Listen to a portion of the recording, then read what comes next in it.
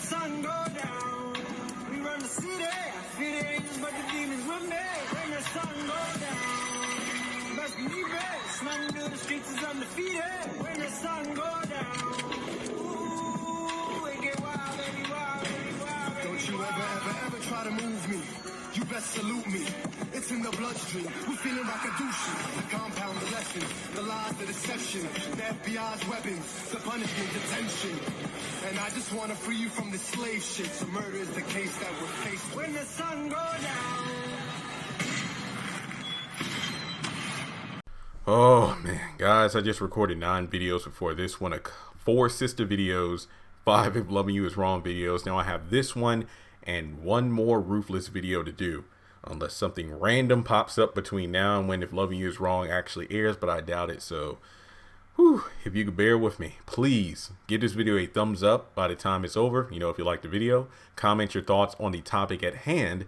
Once you've listened, or if you have anything to add on to my thoughts, make sure you subscribe to the video if you are new and hit the bell notification icon if you want to keep yourself notified whenever I post videos or do live streams, and links to all my social media are in the description below. Now, in my episode review of episode before Waiting for Tomorrow, I pretty much go over, briefly the fact that based off Sarah's conversation with Mack at the police station or FBI headquarters, it seems like Mack is handling the Rakudushi undercover case a little bit differently than any other case that Andrew had been involved with before, due to the fact that it almost seems like, well, given the circumstances, he was telling Brian, the list of missing women continue to grow and like the criminal activity of the Rakudushis is expanding.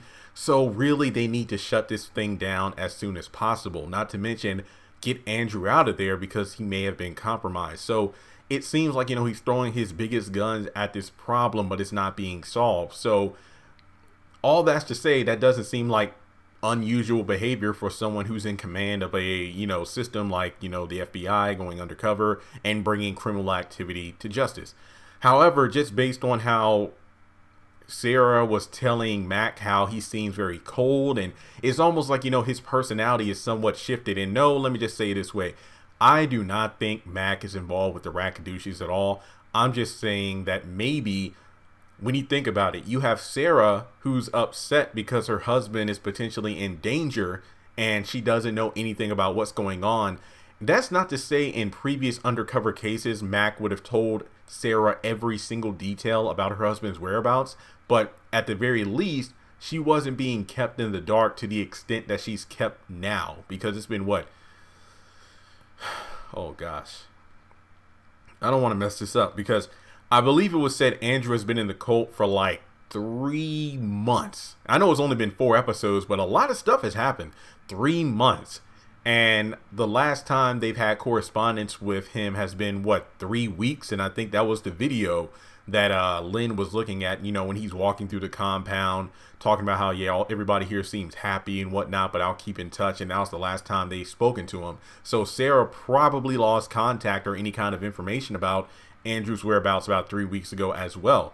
Even their housekeeper, Stacy, her cousin, was like, what's going on? Are you going through something? I haven't seen your husband in a long time. So I just feel like maybe Mack himself had some dealings with the cult. Maybe not directly, but maybe a friend of his, a family member, maybe someone close has become affiliated with the cult, has been taken away by the cult, or the cult did something in his own personal life. Just because I get that obviously the cult in this case is the main subject and the main focus of this show, but for Mack to not be his usual self in this situation, I think that maybe Mack had something to do with, the cult had did something personally to Mack. Kind of like if you go back to the haves and the have-nots when Mitch was first introduced, and this was during the time Warlock was on Candace's case about lying to him about how much money she had taken from Jim Cryer.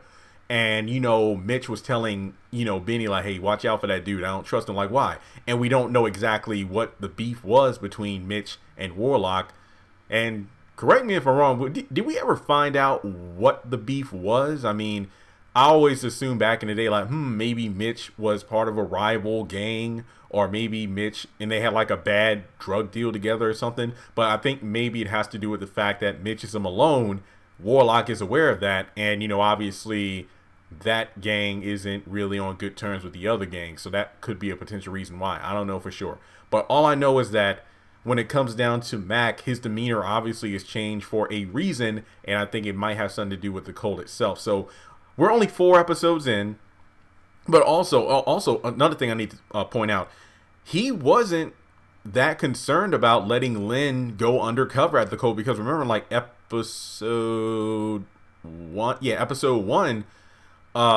he was all like, hey, Brian's like, look, Lynn, she wants to be involved now. Well, she was in the military or Marine, and she was a former cop. Like, he kind of said it nonchalantly, like, okay, let's try to throw all the guns we got just because our best Andrew may have been compromised, so we need to send in as many recruits as possible. So it's almost like, you know what, I don't really care. I really don't want to say it like he doesn't care, but at the same time, he just didn't seem to have that much of a problem with getting Lynn involved. Remember, this is before we find out at the end of episode 1, Lynn took it upon herself to get involved in the cult, leading to her to potentially be compromised. So I think that Mack is approaching the Rakudushis situation in a way he hasn't before in previous cases. That's really what it comes down to. But then that begs the question, why was he so adamant about Malcolm not getting involved when it seems like, he wanted Brian to be the undercover deputy, despite the fact that Malcolm was looking over some paperwork, so he's possibly the one who's going to move forward with the case. I don't know. Well, let me know your thoughts and predictions below. And I've already done my social media plugs, but I can't get enough of that theme song, hence why I put it at the beginning of every video, and I hope you listen to it as well like I do. It is amazing. So thanks so much for tuning in, and I'll talk to you in the next video.